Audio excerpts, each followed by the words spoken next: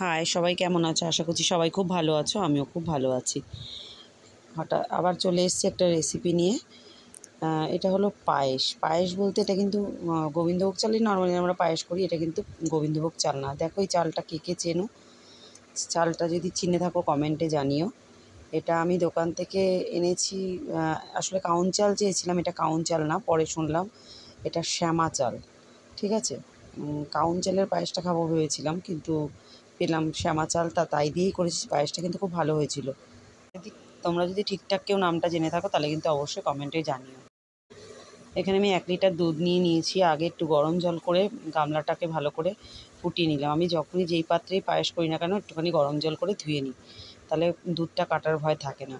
আর এখানে চালটা ধুয়ে, দুধটা ফুটে গেছে, চালটা ধুয়ে দিয়ে দিলাম। এই চালে আমি প্রথম পায়েস করছি, তাই এটার অভিজ্ঞতা আমার খুব একটা নেই, তাই একটু ভয় ভয় করছিলাম। যেহেতু গোবিন্দভোগ চালটা একটু শক্তপোক্ত, আমি জানি কতটা কি ফোটাতে হবে, কতটা সিদ্ধ করতে হবে। এটা বারবার আমাকে দেখতে হচ্ছিলো চেক করে যে গলে যাচ্ছে নাকি। ভাবছিলাম তো গলে একদম সেই দুধের সাথে মিশে না যায়, তারপর দেখলাম না, দুধের সাথে মেশেনি, বরং ভালোই হয়েছিল। দুধটা ফুটে গেছে, তেজপাতা দিয়ে দিলাম। এবার দিয়ে দিলাম এলাচ।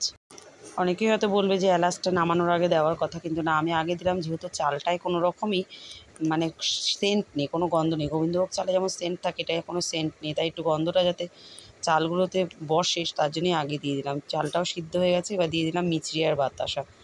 আমি কিন্তু পায়েসগুলো মিছরি আর বাতাসাই দিয়ে করি, আর যখন গুড়ের সময় গুড় দিয়ে করি। এটা খুব ভালো হয়, জলও ছাড়ে না। মিছরি আর বাতাসাটা দিয়ে একটু ভালো করে নেড়ে দিলাম। এবার এগুলো গলে যাক ততক্ষণে। এই দেখো বেশ গলে গিয়ে বেশ একটা কালারও এসছে। এবার দিয়ে দিলাম কিশমিশ আর কাজুটা। আর এবার দিয়ে ভালো করে ফুটিয়ে নেব। দুধটা অনেকটা টেনে গেছে, একটু ঘন না হলে পায়েসটা ঠিক পোষায় না। তো মোটামুটি আমার পায়েস রেডি। দেখে নিলে কত তাড়াতাড়ি ঝটপট করে পায়েসটা হয়ে গেল। এই চালটার যদি নাম ঠিকঠাক তোমরা জেনে থাকো, আমি কিন্তু কাউন চাল হিসেবে এনেছিলাম, বারবার বলছি, কিন্তু দেখলাম এটা শ্যামা চাল। অবশ্যই কমেন্টে জানিও। তো আজকের ভিডিওটা এখানেই শেষ করছি। আবার আসবো নতুন একটা রেসিপি নিয়ে। ততক্ষণের জন্য টাটা। আর আমার চ্যানেলটা সাবস্ক্রাইব করে দিও। টাটা। ভালো লাগলে লাইক, কমেন্ট,